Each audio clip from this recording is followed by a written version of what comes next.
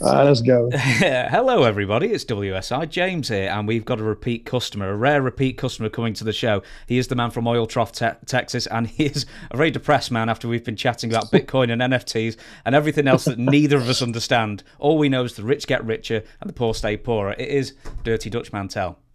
Good morning. How are you? And I'm glad to be back on the show. And the way you do this, I think, is a little different than most people do podcasts or whatever they do. And it's just different format, easier to talk to you. And I enjoyed doing the show last time. Well, it's very kind of So you to say so.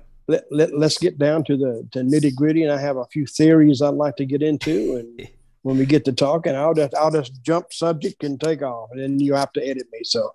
Well, do you know what? Well, all the editing I do anyway. Don't worry. I mean, it's all going to be there. But something that I'll explain to the regular camera. Something that I generally do is I write down all the questions, ask the questions. Usual interview thing. But me and Dutch have been talking, and Dutch has wanted to mention a few things of his own as well. So we'll slip those into the beginning of the show, Okay. which will take up, I imagine, quite a lot of the show because we like a good theory and we like why wrestling isn't how it is. But the first thing I'm going to ask you is when do you believe wrestling became sports entertainment specifically? Was there a single incident from a single company where you thought, well, wrestling's gone forever and sports entertainment is here to stay? Well, it's always kind of been that, but not to the extreme it is now. And it's always been entertainment. I remember some of the old timers used to argue, no, it's not entertainment. But it's the way you would characterize things of what it is. Of course, it's entertainment. Anything is entertainment. This interview that we're doing here is entertainment because you probably won't get a lot of educational value out of it. So it has to be entertainment. But I was riding with this old timer one time, and I've already told you the story, and he was from Ireland. And here's another story that I don't mean to piggyback off of, but I remember one time in like the early 80s, all of a sudden these English guys were dropping into American wrestling. And I went, wait a minute. Why are we getting all these British guys, English guys here? And then I read that didn't the BBC take wrestling off TV? It was on ITV and for decades, and in '86, a new head of ITV basically didn't like wrestling, put it in a worse time slot, and also British wrestling was eating itself up, focusing too much on Big Daddy because he was he was a giant gimmick who couldn't wrestle, but the kids loved him. But people got sick of it, and it That's went off. something. That's something new. A giant guy that couldn't wrestle. That's unheard of. He was the brother of the promoter. Would you believe? Oh, well, that makes sense. But I heard that they looked at it as low brow, low rent, and not fitting for their network, and they did all they could to kill it and did a pretty good job. So the guys really couldn't make any money, right? Mm-hmm. So that's why they come to America. But anyway, I was riding with one of those guys one time, and he was from Ireland. And you may remember the name, maybe not. Timothy Cohagen. I don't know the name. He's an old timer. But he was like, a lot of the English guys were what we call shooters because they could actually wrestle. They could take you down and tie you up if you wanted to get cute with them.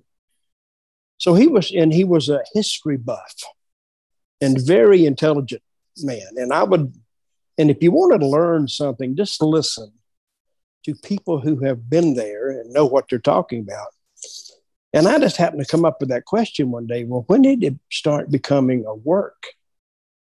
Like a pre-planned deal? And he told me this answer that I would have never come up with in 1,000 years.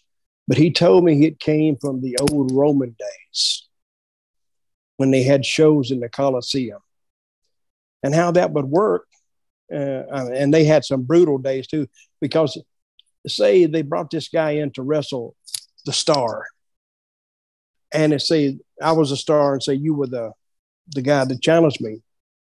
But if you didn't do good, if I just ate you up, well, they could order your death, really.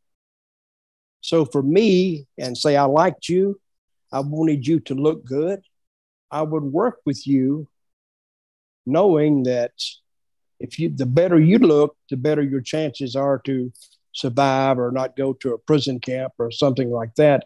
And that's when the work first started. They actually have a scroll somewhere writing down how a match was going to go, who was going to win, how long it was going to go. And now I don't know if this is true or not, like I said, because there's no way to research it. But it does make sense that it started back in the Roman days. And actually, then when you had a guy that wanted to make a few bucks, he came up with this idea. Now, this may have been, I don't know, when were the Roman days?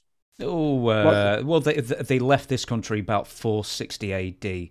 So we're talking the Jesus times. Yes, we are, and that's how long it. That's according to him. That's when the work first started. Not that people would cheat to get ahead of anything, but a fascinating answer, and I never expected that. But that's what he said. So since I couldn't beat him up, I couldn't disagree with him, because he could have stopped the car and beat the crap out of him. So I just agreed with him. In modern professional wrestling, then, when do you think the scales tip from what you knew and loved in what professional wrestling was in the territory days, and especially in the Southern Territories, to where it is now? When do you think the scales tip to sports entertainment? Well, when the old WWF, when it took over, that just changed everything. You know, that was the same thing as the BBC or the ITV or whatever you called it. You know, moving the time of the wrestling show. Nobody was going to see it, but WWF didn't have that problem. Everybody saw it. Now, this is how they took over. Let's go to Memphis. They would go to Memphis, and Memphis used to do a share of their ad money, would pay the wrestling company to put the show on. But what WWE would do, they just bypassed it, and they bought on another competing station, they bought 1 hour. It's like an infomercial. And that's what they bought. Then they put their own ads on the show. Of course, the station loved it because they might get $2,000, $3,000 for this hour and not have to worry about collecting ad money or doing anything. And the guys in the control room, they would just put the tape on and they'd sit back, smoke a cigarette for an hour and watch the show. So it was great. And they did that all across the country. They did it in New Orleans and Atlanta and Miami and New York and Chicago. And when they just inundated the country with the WWF product, that's how they got a foothold in the country. Now, once you see the bells and whistles of the WWF product, even then, which was primitive by today's standards, but once you saw that, it was so far advanced from what the local promotion could put on. Once you see that, you didn't want to watch the local show anymore. And the local show's talent also dropped because you couldn't make any money. So what you were getting, the local promotions were getting like guys who had wrestled 3 months, 4 months, 5 months, and nobody wanted to see them. And eventually he just got the stranglehold on the country and he took it over. The last remaining territories actually were the two that I made the most money in, which was Memphis and Puerto Rico. And I think Puerto Rico is actually still running. Yeah. And Memphis has another company there. They run, but it's nothing like the old days. Nothing. No. I remember seeing a video of Puerto Rico from a few years ago, and I swear I thought I was watching something from the 80s. Because they're still probably running on like Betamax camcorders and stuff. The quality was so terrible. Sure, they are. So when I went down there, you can forget super duper cameras and stuff. They would do it with just regular hand cameras. And they would send it to the station, and because the station, it wasn't a professional really. It looked like an independent promotion that didn't spend a lot of money. So that's what it was. This is something I actually want to ask you that I'm sorry I didn't write down actually. But You grew? Did you grow up in South Carolina, or were you just born there? Or is that entirely wrong? Keep it quiet. No. I grew up in South Carolina. Yes, I did. Right. I don't know when they stopped doing this, but was this like maybe in the 50s or 60s they were still doing the traveling wrestling shows with, the circuses all coming through town? Was that more to 20s and 30s? Well, it was early in the carnival days, and I don't remember it. I don't remember it when I was growing up that they were called at shows. Now, some of the old timers used to tell me about the at shows because they would go into and how it would work. It's a carnival, and they would have a guy come out there, and they would have a little ring, and he would challenge anybody in the town. And what they were working for is they would build this little program because they would have a guy he wasn't from the town. He wasn't even from the county. He was a plant.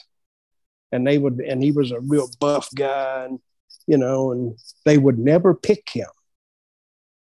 Say they were there they'd start on a Tuesday usually because the Sundays were to set up and Mondays was to rest. And they would usually start the week-long carnival on about a Tuesday, and they would build this program all week, and they would pick other guys, but they would never pick the real buff guy. And people said, why don't you pick him? Why don't you pick him? And they were running from this guy. That's what it looked like. They didn't think they could beat him. So finally, when it got to the last night there, Friday night or Saturday night, they would take bets. And everybody would bet on the big buff guy. And they would bet, their bets. They were doing the betting anyway. I mean, you would giving your money to the carnival people. And you were betting on the big buff guy, and he'd go in there, and after about 5 minutes, 6 minutes, he'd get beat. Of course, they knew that going in. They couldn't lose. So, and a guy who made that famous was a guy I took my name from, Dutch Mantell. And I was given that name by an old promoter named Buddy Fuller because he said I kind of looked like him. I don't know how, but what he used to do, he used to travel, and he worked in the carnies, and he was from Europe. I think he was actually from Holland, but he was a shooter. And he used to pull up to these carnivals in an old beat-up car, but he didn't drive an old beat-up car. His car was like a Rolls Royce. That's how much money he would make. And he would work these carnivals because nobody could beat him. He was what they called he was a hooker, not a hooker on the street hooker, but, when he'd hook you. And they had a way that they could hook you a certain way. They could actually pull your arm out of socket.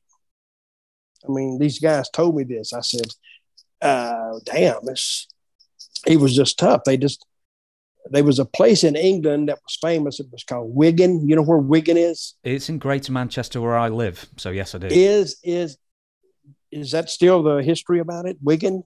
I think they've got a version of the Snake Pit gym there still, but it's not the same as it used to be decades ago. Yeah, but you've heard the stories, Of course, yeah. Okay, it was called Wigan, and that's where all the shooters came from, and I met a lot of them. Remember I said the guys that all of a sudden they showed up in the U.S. from the U.K. because business went to crap over there. They would talk about Wigan and how they would go in there and train, and it was like the UK version of the dungeon in, I guess, Stu Hart's old territory. Mm-hmm.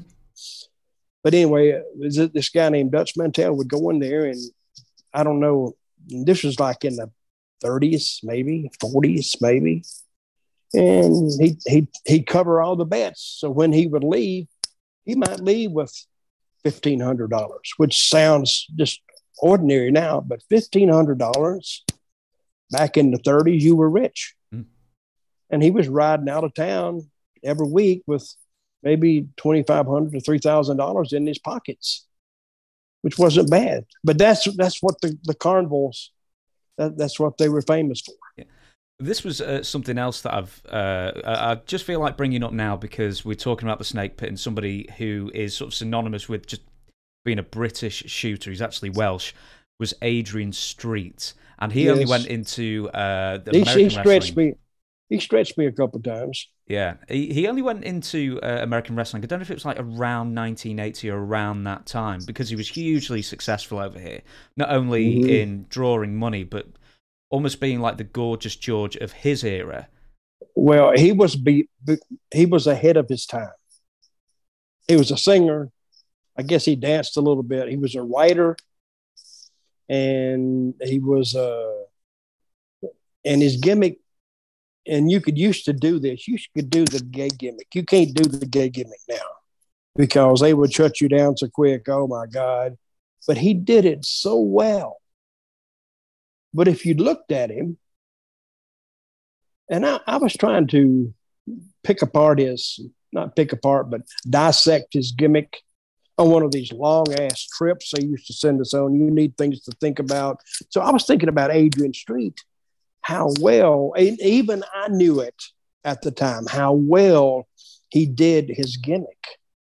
Because not only was he a shooter, and if somebody thought they could get to him and beat him up, well, they'd be on their nose in a minute with him behind them and stretching and pulling their limbs out of socket. But even if you thought he was gay, which is what the gimmick led you to believe, but he had a woman with him. He had Miss Linda with him. So wait a minute, is he in the middle somewhere? So he had this sexual personality about him that you really couldn't pinpoint. But he was fascinating to me. He was entertaining. He knew what he was doing, and he was tough, and he was great to talk to, great talker, and he would have that sucker in his mouth, and I don't know. He had songs that he played. I forgot the song he used to play. He said, "Oh, there's something strange about a cowboy." And he would play that for me, and I love the song.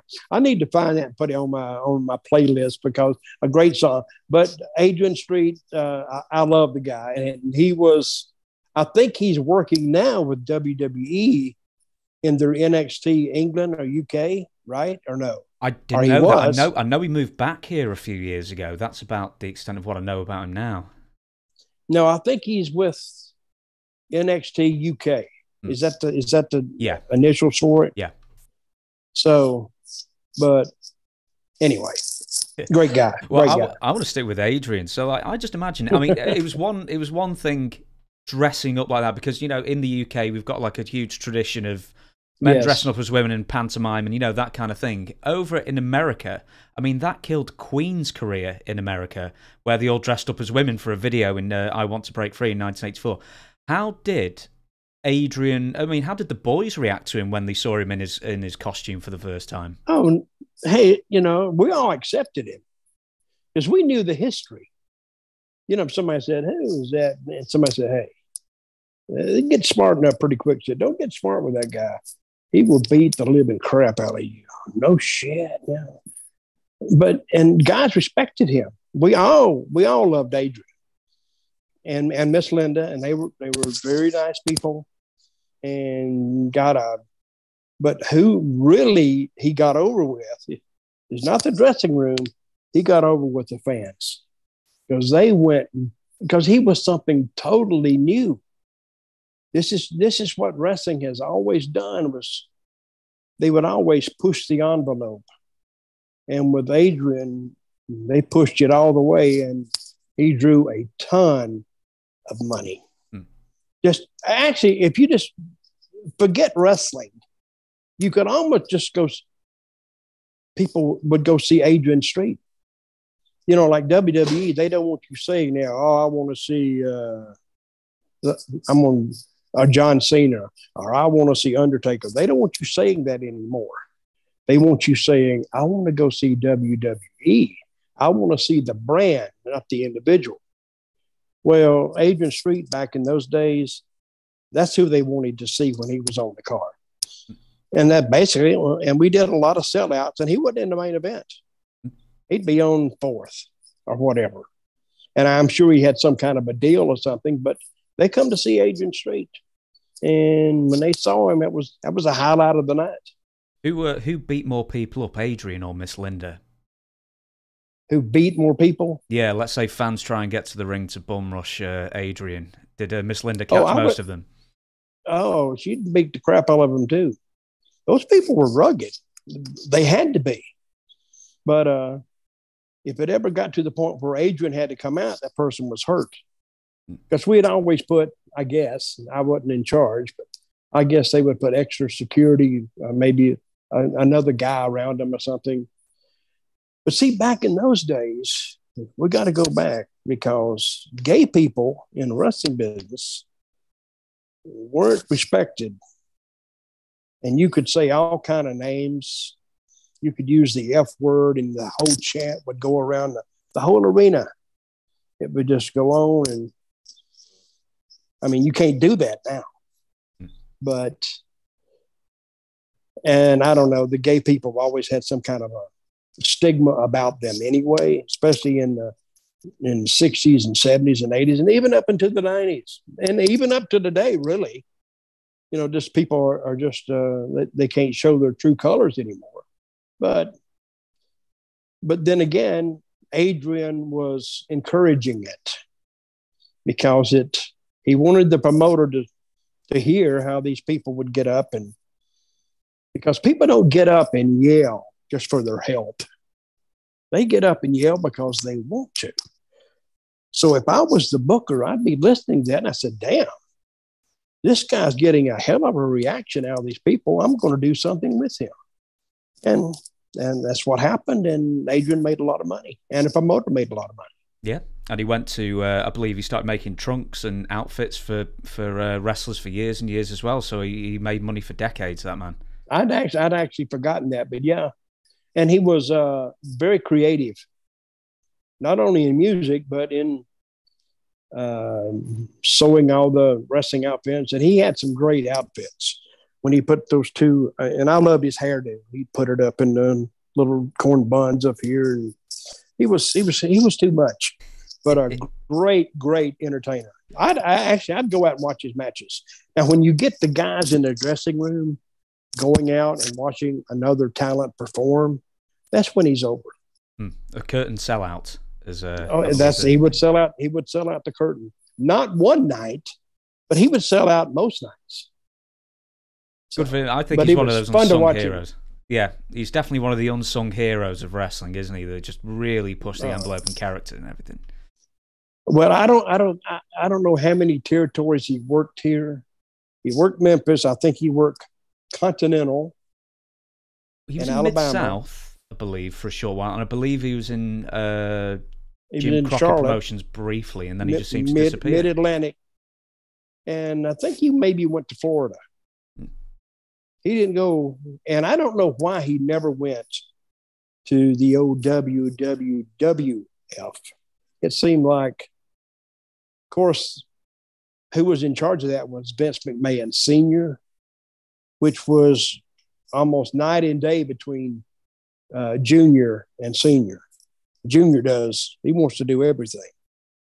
And I don't know why he didn't match up, which is another thing. I never understood why Andy Kaufman never went to WWWF. He was turned down, I believe. Well, he was turned down by the father, not Junior, not Vince McMahon, the one we know. He would have been brought in by him in a heartbeat. Because Jerry Lawler told me a story one time. He's on the private plane that sometimes that Vince would fly between the cities if they were like 200 or 250 miles apart. Sometimes Lawler would get invited to join along. And he says on one of those trips, Vince looked at him and he said, "You son of a bitch." He says, "I hated when Andy Kaufman went to Memphis before he came here." He said, "I hated that."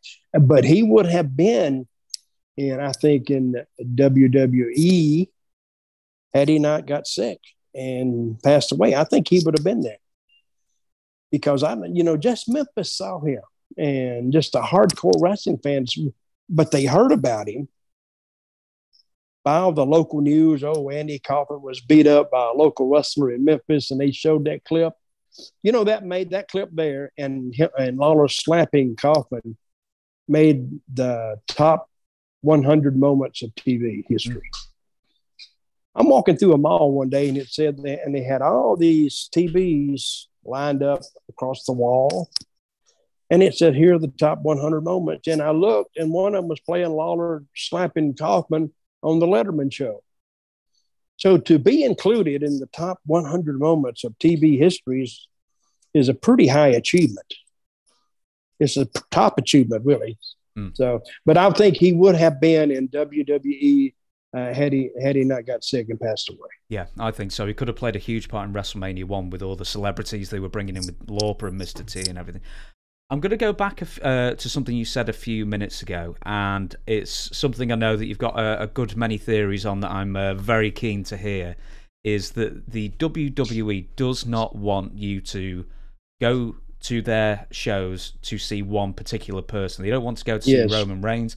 They don't want you to see Brock Lesnar. They want you to go to the show, and then whoever you get, you get. It takes away the power from the stars themselves and puts them in the hands of Vince McMahon and the company. But with WWE, let's focus on WWE particularly. Where do you think they're going wrong as far as putting out a compelling product that 20 years or 25 years ago they were getting right? One thing that I can say that I think everybody will agree with me, WWE's TV shows are marathons. Their pay-per-views are marathons. And this falls back into my theory. I work for Sportskeeda. You know what Sportskeeda is? Yeah, it's a wrestling news website, yeah. Well, it's they entertainment website, I guess. But I do a show for them every Friday night live because I watch SmackDown and then I watch AEW, Rampage show, and then we go live about 5 minutes after the hour at 11 o'clock at night, and we critique both shows.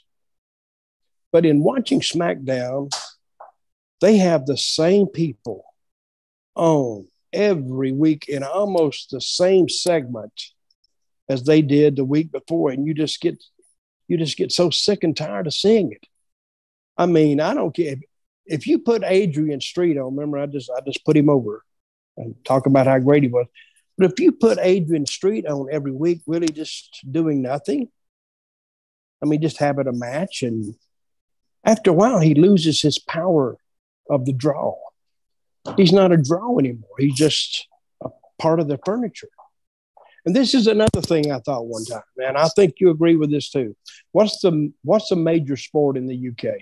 Soccer, correct? Yeah. Football. You call it football. We call it soccer.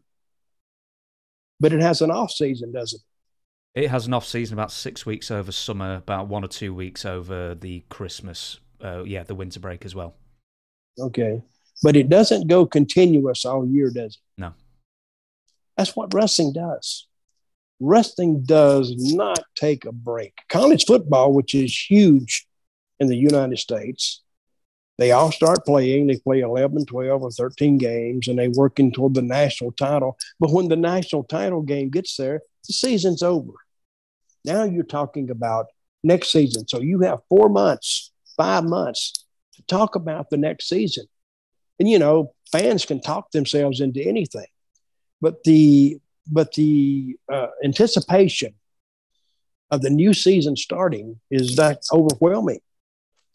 But wrestling doesn't take a break. It's just every week. And it's like the word ubiquitous. That means everywhere. It is everywhere. You can't even read the paper anymore. You can't even read the internet anymore without something about wrestling popping up. Even if you've opted out of hearing anything about wrestling, it's still gonna pop up. So I think that the incessant nature of wrestling programming is just too much.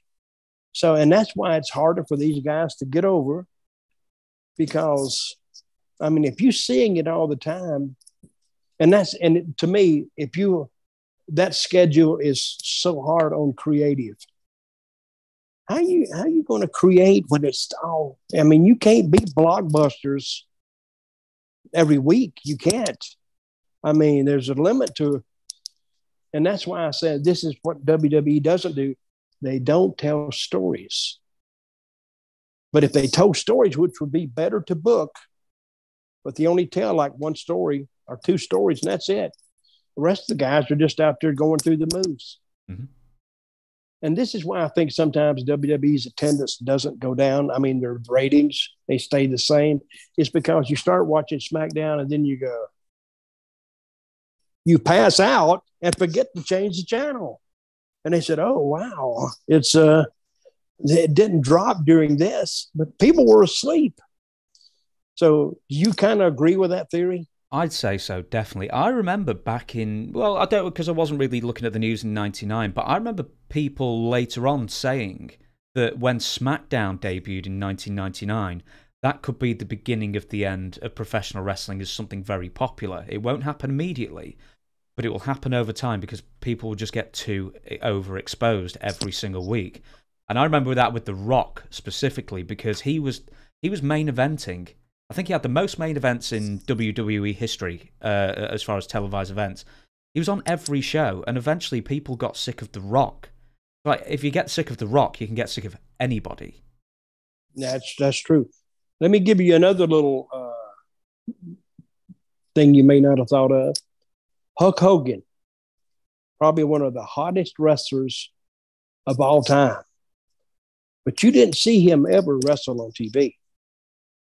You never saw him wrestle on TV. You heard an interview.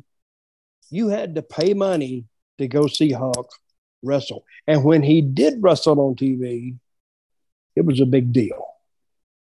But if you keep putting them out there and putting them out there and putting them out there, after a while, the newness wears off.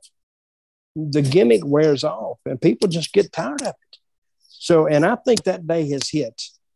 Now, WWE, they're just producing content right now because they're making more money than they've ever made before, and that's due to like their TV syndications and their sponsors. I mean, they have it where they want it, but if they had to make money the old-fashioned way and go sell tickets, they'd be filing bankruptcy. You know, when they go to Saudi Arabia, I hear they have made more off the Saudi Arabian tours they've done than they've made on all the WrestleManias combined. You believe that? Right. Yeah, I've heard per show they pay something like 40-50 million just to have one show there, or maybe two shows there, and it's because the Crown Prince, it's called sports washing, where they're basically trying to bring over established worldwide products to make their own regime more legitimate. They've done the same with golf. I think they might have done the same with tennis, like big tennis tournaments. More well-known faces that say we're in Saudi Arabia, it legitimizes their own regime. So when WWE brings a wrestling show, let me knock this off my screen. When they bring in a wrestling show, do they charge tickets for tickets? Mm-hmm. Yeah, they do. They do? Okay. I thought I read one show, it was whoever wanted to come. But, you know, women you might be right. Are women allowed to come? I think only if they're accompanied by a man. I may have lied there. I don't know if they do sell tickets. I assume they did, but maybe I'm wrong. Mm-hmm. Saudi Arabia is fascinating to me, too. Now, they went over there. You know, Sami Zayn can't go there. Did you know that? You heard that? Yeah. Why can't he go? Syria. Because he's Syrian. And what's the deal between Saudi Arabia and Syria? They don't like each other, or they had a war together, or what? I've no idea. I think he had a charity or trying to raise money for some people that Saudi Arabians didn't like. Mm-hmm. Well, that is crazy too. So I don't understand all that, so I won't even try to talk about it. I don't even understand it. I just heard about it. I'd heard about it when I was in WWE before, but it was never explained to me. Not that anybody knew the answer, but I don't know. It's crazy. Well, I'll give you this then. If you're in charge of WWE, let's say that the hours are reduced for Raw, so it's 2 for Raw, 2 for SmackDown. I mean, we can probably both agree that they're both too long. Still, but let's say Dutch is now the king of WWE. Way too long. Yeah. Let's say Dutch Mantell is now the king of WWE. You can do anything. Oh, I like that. I like that. the emperor, the overlord of WWE. And let's say you've got a 3-point plan to make the television more bearable for people who have to watch it every week. What would you do? Well, first of all, we've already cut the times down, right? Mm-hmm. You know what I miss? Those little stories within the story, the little stories within the show. Remember, they used to go out and shoot outside the studio. And that, to me, was, they used to say, man, they would do like 3 or 4 or 5, like little vignettes of a minute and a half or 2 minutes leading up to what was going to happen at the end of the show. I remember one expressly is when Steve Austin went to find Brian Pillman. Yes. You remember that? Yes. Absolutely. And you heard the gunshot go off. The country went nuts because they led into that brilliantly. And they're thinking, like, did somebody get shot? Is it possible that happened? And I even thought so myself, but because they did it so well, because they were both loose cannons. And they went way out in the woods. But when it happened, the people actually believed that. Here's another thing they believe. You remember Vince's limo blowing up? I do. That was just before Chris Benoit died, wasn't it? So they never followed through with it. Well, the people thought that Vince was actually in that car because they saw him get in. And you know how they did that, right? I don't know. Well, they blew the car up the night before. Oh, no, they did it in 2 nights. They filmed him getting in the car the night before. And then they brought that same car back the next night when it was live. And you'd already seen Vince get into it. As soon as Vince got into it, about 5 seconds later, you saw it blow up. They blew that up live. So when the people came out, they saw a blown up limo. And they actually thought that Vince was in it. It was brilliantly done. And their ratings shot through the roof at that end segment because the people were waiting for the rest of the story. I used to have an old radio guy called Paul Harvey. You ever read about him? I've heard the name, yeah. And he would tell a story brilliantly. And he would get to the point and he said, and that's the rest of the story. That was his trademark. But people would wait to see what happened in that final segment. And now you know, well, man, they've hooked me now. I got to watch this again next week. That was back in the Attitude Era. That's when they had the people. So if I was in WWE, I would tell my creative team, I want more things outside the studio instead of inside the studio. It takes time to do that. I understand that. But if you want to draw fans, you just got to do it. You have to do it, I think. Because when I was in Puerto Rico, I would do those outside shots, and my ratings were through the roof. Because I would tell 2 stories sometimes in the same show, 2 separate stories, but I would go out and, well, what I would do, I only worked 3 days a week in Puerto Rico, so I had time to actually go out and direct and produce these shoots. And we put them on the show, and they were great. The ratings, I did a rating one time down there, and I'm not bragging, but I was doing prime time ratings on a wrestling show that came on at 1:00 in the afternoon on Saturday and Sunday. Primetime ratings. So, and I did a rating one time. I don't even know how I did it, but I guess something it was a good show that day. I did an 18.1 rating. Now, of course, their ratings is the same as the States, but they didn't have all the cable then. They had and they had TBS and they had a little cable. But I was reaching the whole island with an 18.1 rating. And somebody said, "How did you do that?" I said, "Well, you just got to know what you're doing." I didn't know what I was doing. I was entertaining myself, and if I was entertained, and I would think, well, hell, everybody else should be entertained. I don't think I'm that different than the average Puerto Rican guy on the street, except I don't speak Spanish. That was another thing. How did you do this? You don't even speak Spanish. I said, yeah, but I had people who did speak Spanish. So I told them in English, they'd translate to Spanish, and we'd go. With another thing is you got to understand your audience too.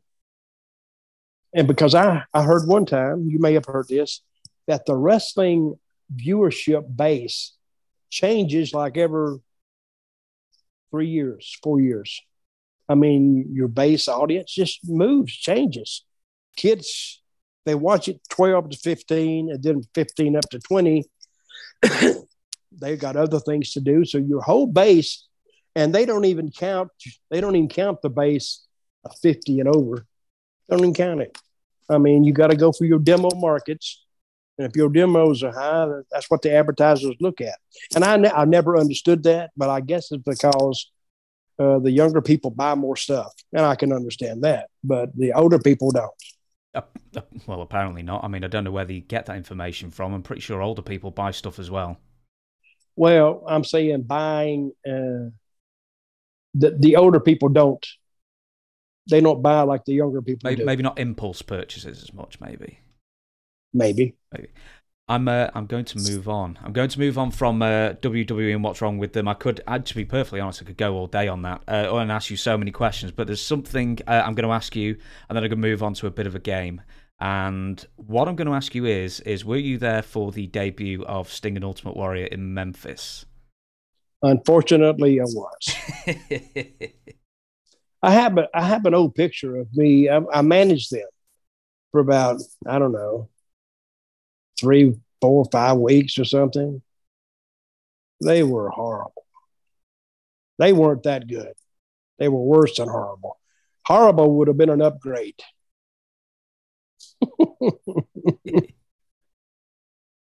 Oh dear. Yeah, and I was there. So what's the question? The question was they didn't actually debut in Memphis. I thought they were somewhere else briefly, and then they came to Memphis. And I think they came right to Memphis from some training school in California. And I knew the guy's name, but I don't remember it now. Rick Bassman or Ron Bassman or something. It was Bassman. Rick Bassman. They came straight from that school to Memphis, and they were. I mean, they should have still been buying a ticket, actually. They were still basically fans. Why would, apart from the look, obviously, why would Laurel or Dundee or Jerry Jarrett, whoever sort of brought them in, why would they take a punt on 2 complete green novices who've never wrestled practically before, ever? I don't know. That's what we were asking in the dressing room. These guys never had. I think they had I don't know if they had their first match in Memphis, but they hadn't had many matches at all when they got to Memphis. They were just straight out of the training school. Were you pretty, let's say, a bit disappointed that wrestling was sort of going to the bodies more? Because I know it started more or less with the Road Warriors, at least where tag teams are concerned. Were you just like, oh, now it's going to happen everywhere, or it's just going to be overrun by bodybuilders? Well, I think everybody got where the wrestling was headed in the early 80s. Because if you couldn't work for the 2 companies, WCW or WWF, that's what they were before they changed their name, you really couldn't make any money. I mean, and that's why a lot of guys had to get out and start doing something else. And even the independent shows they were trying to promote, they weren't drawing. I mean, independent shows today draw more than they did back in 40 years ago. And I don't know why, but I guess it's because the live shows don't come around that much anymore. But, in Memphis, it's hard to believe this, but we was in, we had core towns, like towns we would go to every week. It was Memphis, Louisville, Evansville, Indiana, don't ask me why, Nashville, and Lexington once a month. And it was hard to keep those. And when you're running a town every week and doing a TV every week, when the WWE came along, and I said it before, when you see the bells and whistles of WWE, and then you see what the local promoter has, it doesn't match up, and that's why they died out. So I had another answer, but I forgot what it was now. What was the question again? I can't remember. I'll ask you something else. With Sting and Ultimate Warrior, Jim Hellwig, how much did you talk to either of them? How much advice did you give them? And which of the two, before you knew obviously Sting would be the better wrestler, which of the two did you think would make it more in the business, if you thought either of them would make it in the business at all? No, I thought they would kind of make it, but I didn't think they would make it to the degree they made it. The stiffest one I saw, you asked me who was stiffer or rougher, Warrior. I swear to God, I've been in easier street fights. Oh my God, when he blew up one night with me. No, maybe this is another guy, but he would blow up because they looked great, but they had no conditioning. They couldn't go 10 minutes in a single match. They would just be huffing and puffing. I mean, they look great when they put their muscles up like this. But if they had to do any kind of cardio work, like they couldn't do it. And then that's when you would get hurt. Because when he was trying to throw a punch and he's tired, he knocked one guy out one night. Warrior did, give him a clothesline. Didn't hit him here, he hit him here. Oh. And they were they weren't very good. And I thought who would make it the best? I thought maybe Warrior would, because he had a better body than Sting. And neither one of them were very friendly, to tell you the truth. They weren't talkers. You know, for you to help somebody, you gotta, they gotta be able to talk, and you gotta get a liking for them. Well, nobody ever got a liking for Warrior or Sting because they weren't socially talkative. Let me say that. I think it's amazing that when, well, maybe not amazing, but when people say how come that guy was successful or not successful in the business, they never seem to think about how well they integrate into the locker room and how personable they are and how easy they are to get along with, because that matters a huge amount. Well, when you read things about Warrior now, nobody ever says how friendly he was. Nobody ever says how friendly Sting was, ever. Because who liked them were the owners and the bookers. That's who liked them. So they didn't have to be socially active in the dressing room, which they should have been. Because if I'm going to work with a guy, I want to get to know him a little bit. I want him to like me. So when we go and I suggest something, I'm not suggesting something just for me, it's for us. Because if we're putting this match together, you're helping me, so you're my partner. So I want you to like me as not only as a performer, but as a person, because that changes the whole level of interaction between the two. But neither one of them were ever. I mean, they would ride with each other, and we would pass them on the interstates going up, or they would pass us. And here would be one of them driving like this, and the other sitting on the other side like this. They weren't talking. They were just looking ahead. They looked like robots. It's what they looked like to me. And I said, there's something up with those two guys. I don't know. But anyway, that was my interaction with them. And I never said, when you tell them something in the dressing room, the Warrior would just look at you like, is he here or not? Where is he? Is he off of that damn Santa Fe, New Mexico? Where is his head right now? Because it wasn't in that room when I was talking to him. I mean, there was something odd about those two. There's something strange about those two. You've told me before that the where you learn the most is when you're in the car driving from town to town. So if they were just those two on their own, not speaking at all, it goes to show they didn't learn anything, at least in the short-term period. In the goodness knows how many minutes we've got left, but in the amount of minutes we've got left in our interview, I thought we'd do a bit of a game. It's just bests and worsts. I'm going to give you a topic, and you tell me the best and worst of each in your opinion. And the first one is, who were the best and worst giants of wrestling other than Andre? Let me see. Ernie Ladd. Ernie Ladd was probably, he was 6'10", 6'11", great football player, great talker. You know, we were talking about people being socially active. Ernie was a talker, so you liked Ernie. And I used to ride with him a lot. We were booked in Florida. Ernie was one of the most, knowledgeable men I've ever met. And he taught me a lot of things that I was kind of interested in learning. And he told me a lot of football stories. And this is a side to your question. I first heard of Ernie Ladd when they had the Super Bowl III. I don't know what they called it then. But Ernie Ladd, he played professional football. And they interviewed him on a New York station. It was network.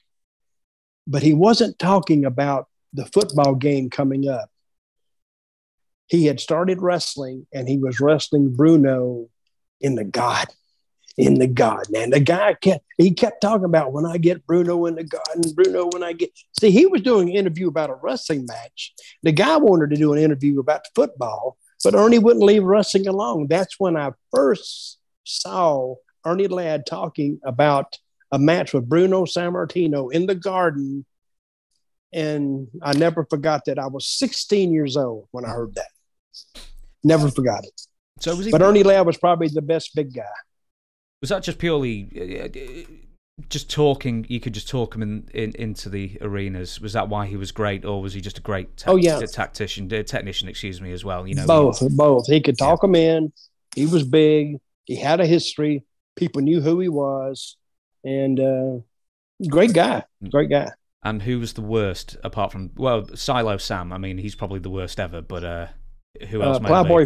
Probably Plowboy Frazier was horrible. God. And I tell you, another big guy that doesn't get any credit was Ron Fuller. He wasn't big body-wise, but he was like 6'10", 6'11", basketball player, and a brilliant mind for story, brilliant mind for a backstory and booking. Ron Fuller, and he doesn't get the credit. No, a lot of people don't even know who he is, but he would take over smaller territories and just pop them. He'd buy territory that was dead, and he would rejuvenate it, and he had a smart idea. He would get it up and running, and this was his father's attitude too. He would get it up and running and selling out. Then he'd sell the territory, make a couple $1 million and leave.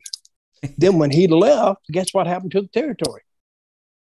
It died because nobody knew what they were doing. So he'd go back in and buy it at a fraction of what the guy had paid him for it and take it back over. He did that 2 or 3 times. Didn't he tell people that they were basically buying the wrestlers as well as the territory? Is that where he was getting a lot of value? I don't know where he said that, if he ever said that. But brilliant guy. Mm. You know, you should have him on this show.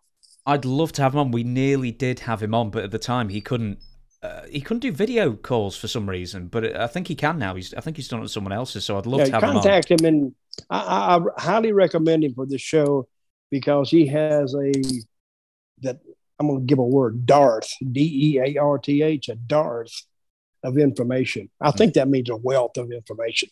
But he can go back because his daddy was and he could tell you about the carnival days because his daddy did all that stuff.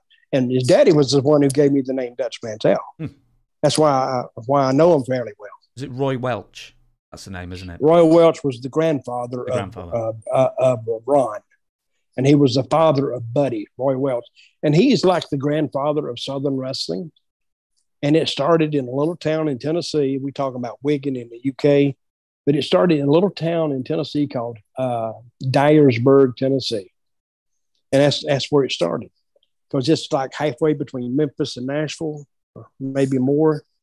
But they would base out of there. Yeah. Speaking of giants as well, and I said anybody except Andre the Giant, but I've always got to ask this question: is the first time you met Andre? Mhm. Oh my God! Well, I'd seen him on TV, but he's just. I mean, TV doesn't do him justice. Till you're up standing within, say, 6 feet of him, he's just massive. His head is massive. He's a nice guy, and when he's not drinking, and his body just keeps going. And when you get up and then you look at your arm, you go, and then you look at his arm, massive difference. I remember one time he was in Chattanooga. I was in a battle royal with him, which I made it a point to kind of stay away from him but some kid pissed him off. He hit this kid so hard with a chop. He come across like this and hit him. He never touched the ropes on the way out, or didn't seem to. He knocked him completely through the ropes to the floor. I thought he was dead. I really did. And then I made a point to kind of get out of that ring. I think I eliminated myself, to you. I left because I didn't want him to hit me like that. But his hand is, to hold a beer in his hand, but you couldn't even see the beer can sometimes. Did you ever hang out with him socially? No, never did. Because I don't think a lot of guys did that I know. Maybe they may have done when he was in New York, but I don't think he had a social circle that hung around him that much. I knew him professionally, and that's as close as I got. Who was his handler? Because he always seems to have a handler taking him. I remember the name. I can't remember it now, but he did have an old-time wrestler who used to not Frenchie Martin, Frenchie Bernard. That rings a bell. No, he was I think he was a French Angel. I think. Oh damn, I can't remember. But I can't remember either. But you would recognize the name. But this guy was in charge of getting him from town to town and getting him in the hotel room, getting him food, and driving him around. That's what their job was. So, and he couldn't just have just a regular car. I mean, if he got in the biggest car they had, he'd still be tight in there. I will give you one or two more, then we will shut this podcast down. The best and worst gimmicks ever. Well, I think the gobbledygooker was I don't even know where you could have gone with that. And they've been a lot of great gimmicks. And we were just talking about one, Adrian Street, which was one of the, and not just any, see what makes a gimmick great, I think, is the guy that kind of curates it and adds to it. Because not anybody could do that gimmick. I mean, anybody can dress up like a gay character and try to do that. I've seen that done 1,000 times. But nobody did it like Adrian did it. He was a master at his gimmick and did it the best that I've ever seen it done. So, which makes me highly respect the talent behind it. Of course, Adrian was he was very creative, very intelligent, very knowledgeable about what he was doing, and he knew. See, to be in this business, you have to be a little bit of a psychology. You got to understand psychology, and he did. Whether he went to school for it or not, or got any kind of degree, you don't have to have that. You just got to understand people, and he understood. And I said this a little earlier. I don't know if people heard it or not, but you have to know your audience. And he knew his audience, and he knew how they would react to that. Who do you think who was given a character or a directive which on paper shouldn't have worked at all and made it great? Well, I'll tell you a guy, he could work like a son of a gun, but he hated the gimmick at first till he warmed up to it and accepted it. And I think he got mad. He said, I'm going to make this gimmick work. Because he hated the gimmick because he wanted to be considered a wrestler. first and foremost, and he wanted people to accept him for his wrestling ability. And that was Goldust. Goldust literally hated that gimmick. And then he says, and I think he got a little pissed off about it, but then says, you know, I think if I do this right, I think it can get over. And he did it right. I mean, Goldust, can you imagine Goldust and Adrian Street together? I mean, they were out of the eras, but what a great matchup that could be between them, because Dustin Rhodes can work, and he took that gimmick and he made it work more, because he got over 10 times better as Goldust than he got over as Dustin Rhodes. You agree? Yeah, definitely. The unfortunate thing is it did cost the WWF some sponsors in the interim as well. Well, see, that may have explained why Adrian never went there. So it did cost them some sponsors? I didn't know that. Yeah, I believe so. I believe a few sponsors did pull out in maybe early 96 or something. I imagine that Adrian never went to the WWF because ultimately he was 5'6". And it's the giant, and it's the giant times. During that time, that was during the giant era. Now he's bigger than most of the guys they're using. Yeah, he's bigger than Adam Cole right now. They put him. He was like the giant slayer of NXT, and you know there's some gimmicks I just don't quite understand. But I do think you need a reasonable amount of size and physical stature. But when you use a bunch of smaller characters, they may work for a while, but I think you need your big guys in there. I think people turn up for freaks. Well, they do for a while. If the carnival's not in town every week, they will turn up. They will turn up for the freaks. But if you have them there to go see every week, nah, it's like a piece of the furniture. It's a couch over there, and it's been there for a year, so there's no prestige to it or any kind of mystery about it. Exactly. I'm going to ask you one more, and then I will thank you for your time and shut down this podcast, because we are coming up to our hour, and I've got a huge list of them here. And let's say the best and worst wrestlers' courts you either attended or presided over. Well, the best, since I invented Wrestlers Court. CM Punk just came out and says, that's the worst idea I've ever heard in my life. Bull crap. He just doesn't have humor. I mean, every Wrestlers Court depended on the talent doing it. So the best Wrestlers Court I ever attended was the one that I convened on a trip one night between Memphis and Nashville, and I convicted the Undertaker of what we call romancing the rats, which meant, you know, you'd have these girls that would hang around, and if you were too nice to them, you know, it made it rough for everybody else. And that was just a joke. But and I convicted him because I was the judge and I was the prosecutor, and he tried to defend himself. Of course, I would overrule everything. I had a conviction in about 5 minutes. So, and he tried to object a couple of times. Of course, I overruled his objections. Now, the worst wrestler's court, I don't think I've ever seen a bad one, because if a bad one never really gets off the ground, you know, people go, they'll just leave. Again, a wrestler's court depended on who was calling it, who was prosecuting it, and who they were charging. And I was never around any wrestler's courts in WWE. But it was taken from Memphis, I think, by Undertaker. And then I gave it to Bradshaw, to Layfield.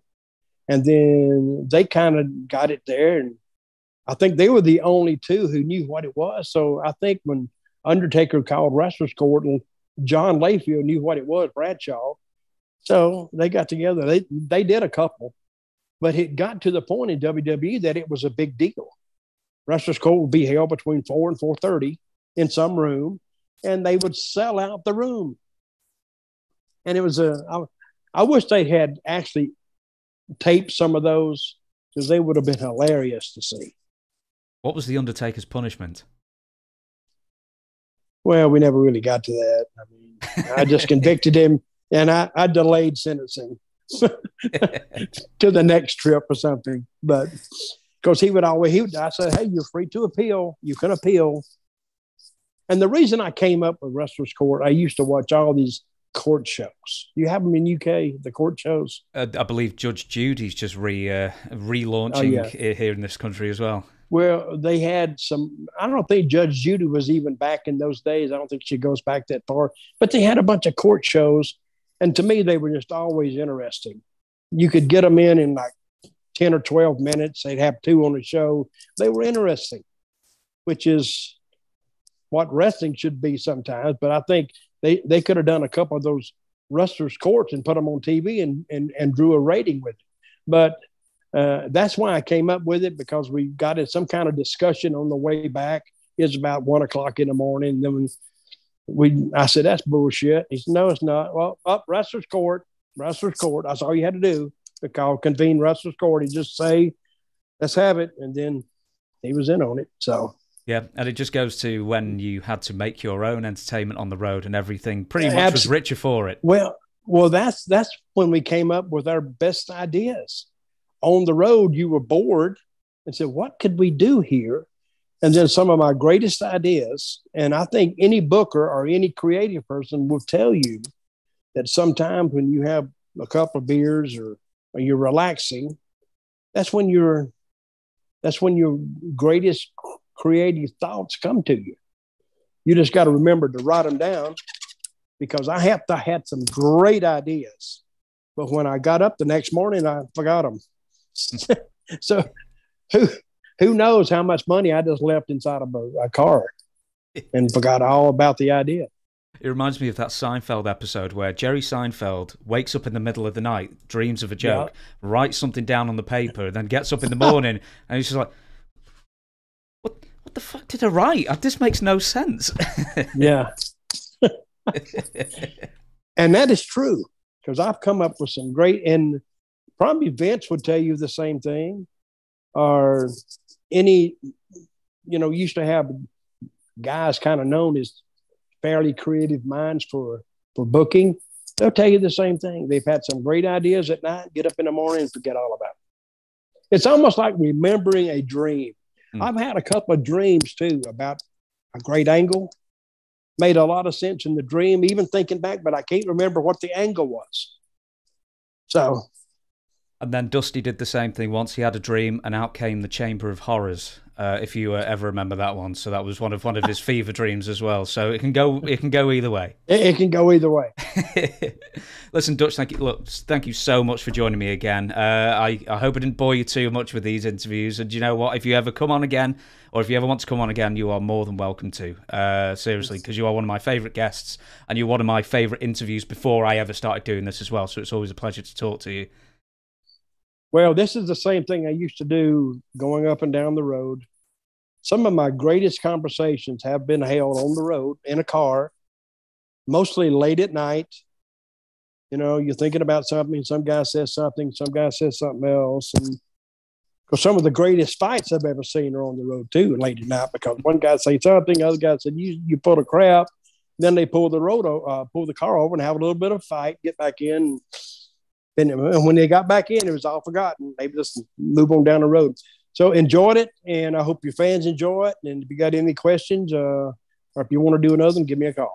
Yeah, absolutely. And I said this before to you, 300,000 views. I worked this out. You are the third most watched personality on my show. Yes, 300,000 total views, which I think is very impressive, because the only people who beat you were Dr. Tom Pritchard. And we did a 3-hour interview, so that doesn't count. And the only other one is, of all people, The Godfather.